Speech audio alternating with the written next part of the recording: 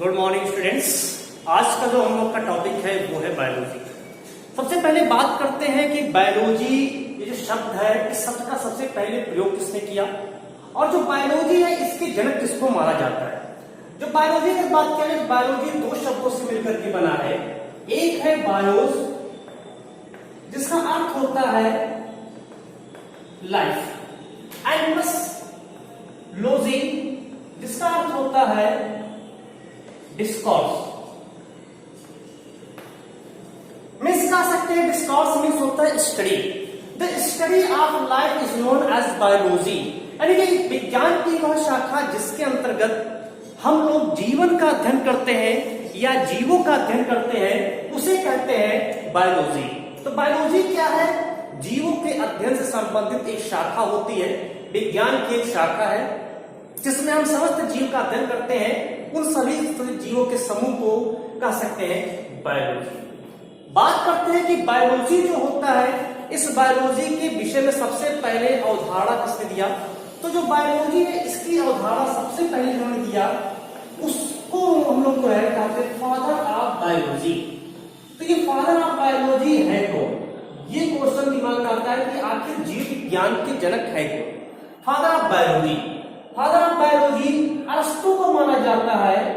Aristo, English में इनको Aristotle कहते हैं। कैसे पता चला कि ये जो है इन्होंने जीव विज्ञान से संबंधित बहुत सारे इन्होंने जो है अध्ययन किया?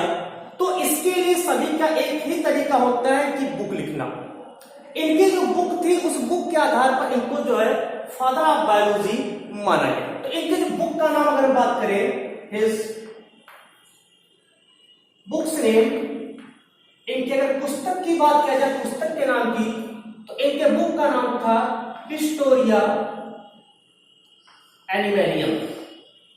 हिस्टोरिया एनिमलियम नामक बुक में इन्होंने जो है जीवों से संबंधित या जीवों के जो अध्ययन है या जीवों के विषय में बहुत सारी बातें इन्होंने लिखी और उसी के आधार पर इनको जो है फादर ऑफ बायोलॉजी के नाम से जानते हैं। अरिस्टो को फादर ऑफ जूलॉजी के नाम से भी जानते हैं। He is also known as father of zoology।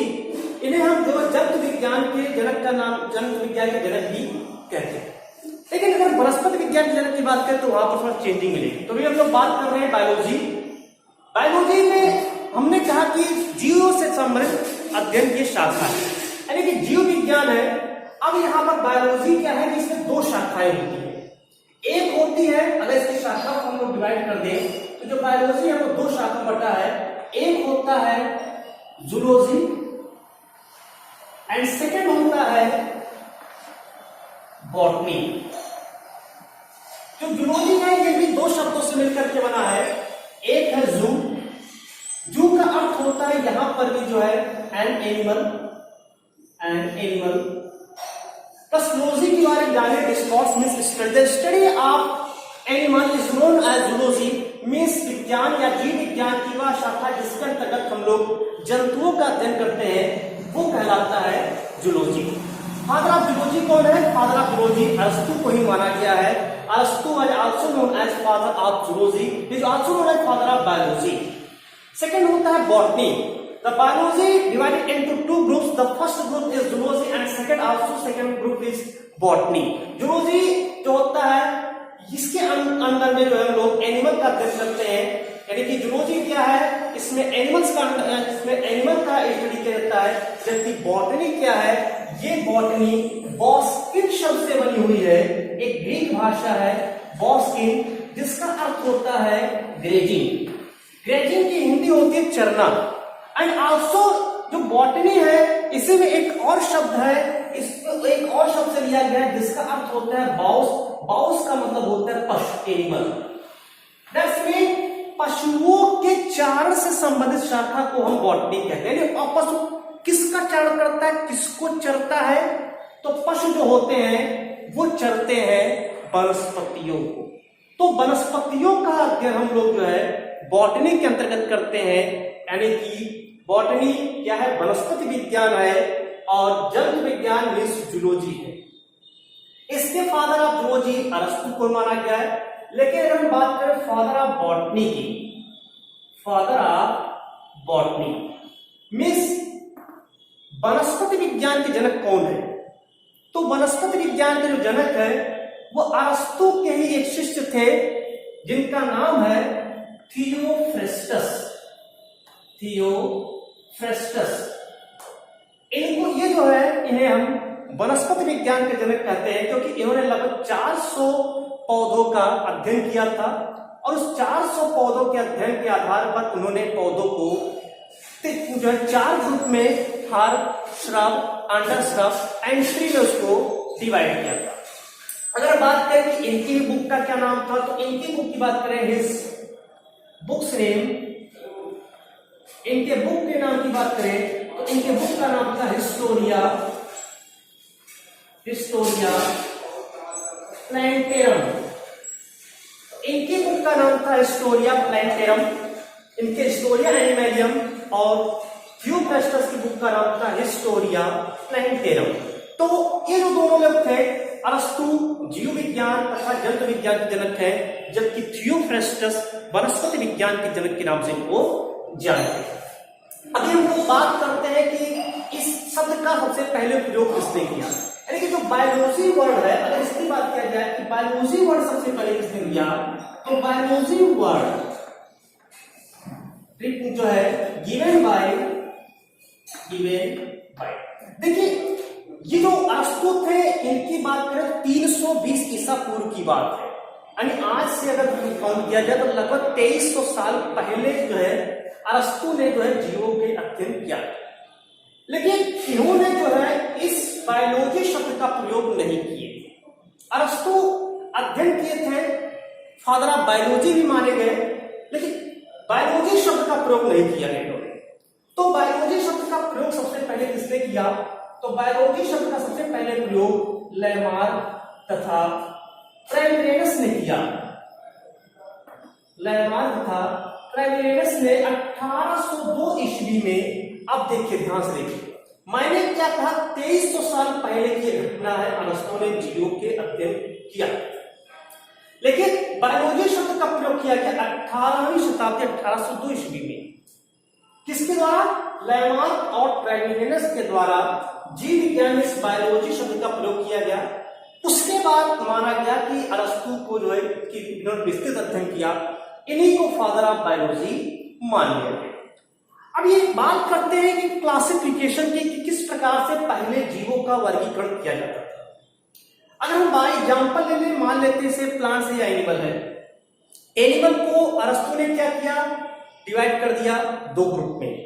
अरस्तु के अगर अकॉर्डिंग बात करें, अकॉर्डिंग टू अरिस्टोटल, अरस्तु की अगर बात करें तो इन्होंने क्या किया, जितने भी एनिमल थे उस एनिमल को 2 ग्रुप में डिवाइड किया।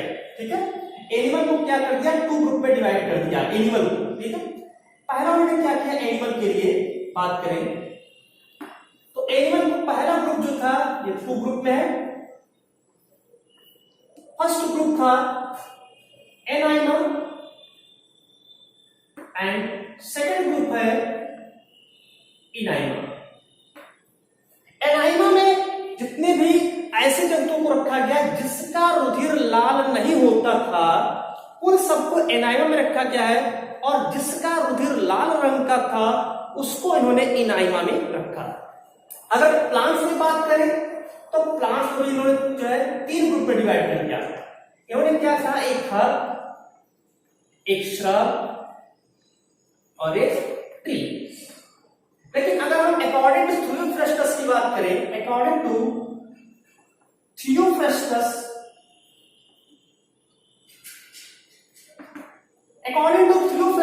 plants divided into 4 groups: herb, shrub, undershrub and tree. Then Theophrastus divided into 4 groups of plants: first herbs, second shrub, undershrub and also fourth is tree.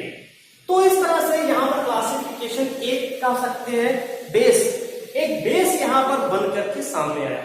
लेकिन अब ये जो बेस बन करके आया सामने, अब इस बेस को आगे किसने बढ़ाया?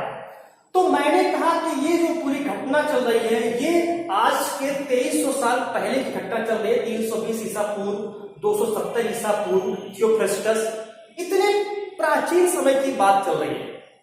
उसके बाद लगभग 2000 वर्षों तक कुछ नहीं हुआ। क्या किया है? 2000 वर्षों तक इसी नियम को फॉलो किया गया। 2000 के बाद हालांकि एनिमल को अरस्तु ने और भी डिवाइड किया था, जैसे कि स्थलचर, जलचर, वायु में, यानी कि इसको कह सकते हैं जो वायु में रहते हैं। लेकिन 2000 वर्षों तक कोई भी इसमें यहां पर परिवर्तन नहीं किया गया, इसी को ही फॉलो करते चले गए, सभी वैज्ञानिक फॉलो करते गए। एक वैज्ञानिक है जिन्होंने इसको फॉलो नहीं किया। उन्होंने क्या किया? एक नई टैक्सोनॉमी मेथड को यहां पर यूज किया। उस मेथड को देखते हैं, तो एक नई टैक्सोनॉमी उन्होंने यूज किया जिसको नाम है टैक्सोनॉमी। यानी कि अब यहां पर क्या किया? उसको सुव्यवस्थित किया गया। सभी प्लांट्स एंड एनिमल, यानी बोथ आर जो है living animals, living organism, both are living organism, also plants and animal. इनको क्या किया गया? दे डिवाइडेड इनटू एक छोटे छोटे taxon group, they divided into A taxon group, और उसको नाम दे दिया टैक्सोनॉमी। टैक्सोनॉमी। अभी टैक्सोनॉमी क्या है? Taxonomy word recognise two word, the first is taxis. Taxis, taxis means होता है, अगर हम बात करें order, taxis means order, and nomia, nomia means होता है टू डिस्ट्रीब्यूट।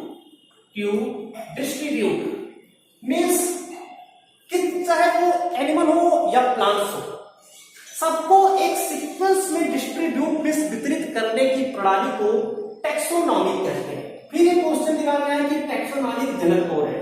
क्योंकि टैक्सोनॉमी की न्यू अरस्तु और जो है थियोफ्रास्टस से रखा था, इसलिए अब यहाँ पर मॉडर्न टैक्सोनॉमी शब्द का यूज किया गया। तो कह सकते हैं father of modern taxonomy, father of modern taxonomy कौन थे? यानी कि जो टैक्सोनॉमी है, वर्गीकरण के जनक कौन है? तो वर्गीकरण के जो जनक है वो थे कैरोलस लीनियस। कैरोलस लीनियस को जो है हम लोग जो है आधुनिक वर्गीकरण का जनक कहते हैं। हालांकि कैरोलस लीनियस का अगर वास्तविक नाम की बात किया जाए तो इनका वास्तविक नाम है कार्ल वान लीनियस। कैरोलस लीनियस की एक बुक आई थी, इनके बुक की अगर बात करें, हिज बुक्स नेम, तो इनके अगर बुक की बात किया जाए तो इनके बुक का नाम था सिस्टेमा नेचुरी। इसके अलावा एक और बुक थी जिसका नाम था स्पेसीज प्लांटेरम। अपने इस बुक में इन्होंने जो है जितने भी जीव है, जितने भी लिविंग ऑर्गेनिज्म है, उसको क्लासिफाइड करना शुरू किया और उसको छोटे छोटे ग्रुप में डिवाइड करना शुरू कर दिया। तो इस तरह से यहां से क्लासिफिकेशन की एक नींव रखी गई और सभी जो ऑर्गेनिज्म है सबको छोटे छोटे ग्रुप में क्लासिफाइड करना प्रारंभ कर दिया। तो इस तरह से यहाँ पर टैक्सोनॉमी की नींव रखी, और नींव किसने रखा? कैरोलस लीनियस ने रखा। और उन्होंने क्या है, इसीलिए इनको जो है फादर ऑफ मॉडर्न टैक्सोनॉमी के नाम से जानते हैं कि book Systema Naturae and Species Plantarum. और इसी के में इन्होंने जो है सभी प्लांट्स को अलग और एनिमल को अलग रखा। यानी कि जो बायोलॉजी था उस बायोलॉजी को बांटने का काम किसने किया? इन्होंने किया। बॉटनी को अलग, यानी कि वनस्पतियों को अलग, जंतुओं को अलग। यानी इन्होंने क्या दिया? इन्होंने दिया बाई किंगडम कॉन्सेप्ट दिया। इन्होंने क्या दिया? बाई किंगडम कॉन्सेप्ट दिया। बाई किंगडम कॉन्सेप्ट क्या है अगर इसकी बात करें तो bi kingdom concept that's made biology divided into two kingdoms. The first is known as animalia and second is known as plantae. Animalia kingdoms जो होता है इसके अंतर्गत हम बात करें तो एनिमल्स का स्टडी करेंगे, एंड प्लांटी के अंतर्गत हम लोग जो है प्लांट्स का स्टडी करते हैं। तो जो बाई किंगडम कॉन्सेप्ट क्या है? बाइकिंगडम कॉन्सेप्ट किसने दिया?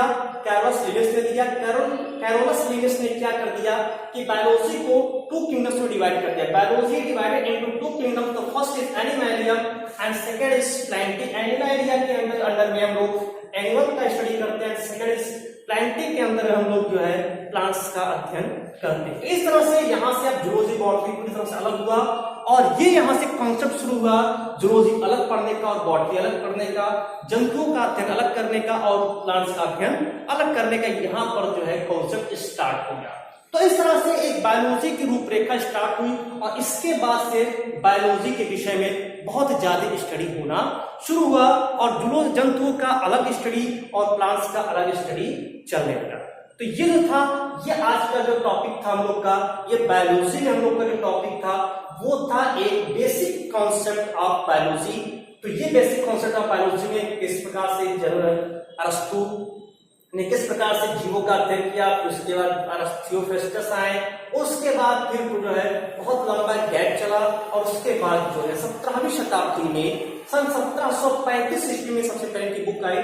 17वीं शताब्दी में कैरोलस लिनियस आए और उन्होंने जो है एक नई रूपरेखा ही प्रस्तुत कर दिया। तो इस तरह से हमारा जो टॉपिक था वो था बेसिक कॉन्सेप्ट ऑफ बायोलॉजी।